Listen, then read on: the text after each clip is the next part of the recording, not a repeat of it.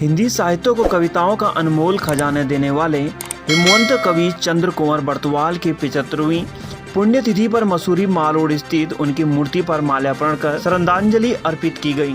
चंद्र कुंवर बरतवाल शोध संस्थान और द हिल्स ऑफ मसूरी की ओर से आयोजित कार्यक्रम में शहर के विभिन्न लोगों ने अपने विचार व्यक्त किए और उनकी कविताओं को आत्मसात किया। बताते चले कि हेमंत कवि चंद्र कुंवर बरतवाल ने अनेकों कविताएं लिखी और मात्र 28 वर्ष की उम्र में उनका निधन हो गया था। उनकी कविताएं आज भी गढ़वाल विश्वविद्यालय के पाठ्यक्रम में शामिल है।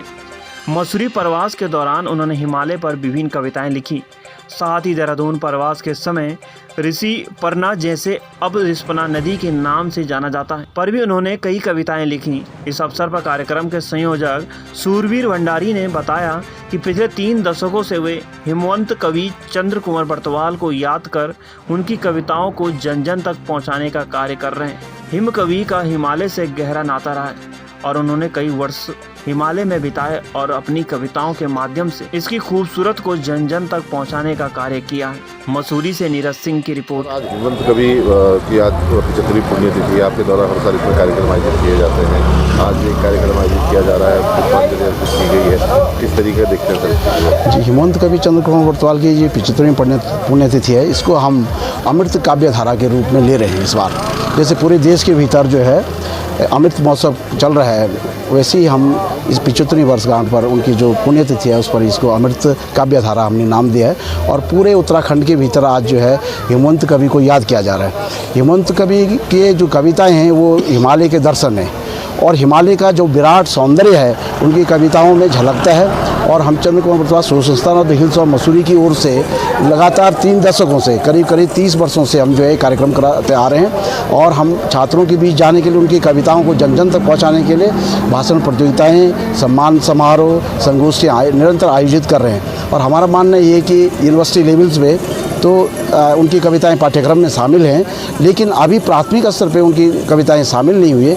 तो हम लोगों का प्रयास है कि जो छोटे बच्चे हैं, 5वीं के हैं, उससे कम वाले बच्चे, वहाँ पर भी उनकी कविताएं शामिल की जाए। ये अनुरोध चंद्र कुंवर बरतवाल शोध संस्थान ने ऑलरेडी हम सरकार को भी दे चुके हैं, माननीय सचिव शिक्षा को दे चुके हैं, माननीय शिक्षा मंत्री जी को दे चुके हैं और डायरेक्टर निदेशालय को दे चुके हैं कि उनकी कविताएँ शामिल की जाएँ छोटे स्तर पर। सर, हिमवंत कवि कहा जाता है, क्या कारण है कि उनको इसके पीछे उनको हिमवंत कवि? जी, हिमवंत कवि का मतलब जिसने हिमालय को करीब से देखा हो, जिसने यहाँ के फ्लोरा और फोना, जो झरने नदी है, उसको एहसास किया है। और मात्र 28 वर्ष की उम्र में उन्होंने एक विराट हिंदी का संसार रचा है और उसमें उन्होंने 700-800 कविताएँ लिखी हैं। और इसके साथ साथ ये जो सुप्रसिद्ध कविताएँ उनकी है, गीत मालदेवी है, पियसुनी है और गांधर्व है, ऐसे बहुत सारी। मसूरी में वो रहे, देहरादून में रहे, देहरादून के ऊपर उन्होंने कविताएं लिखी। ऋषि परना जो नदी है, रिस्पना नदी है, उसके ऊपर उन्होंने एक बहुत खूबसूरत कविता लिखी कि हे साल देख ले किस गिरी से तुम इतना रूप लिए उतरे, अधरों में आधा स्वर्ग भरा,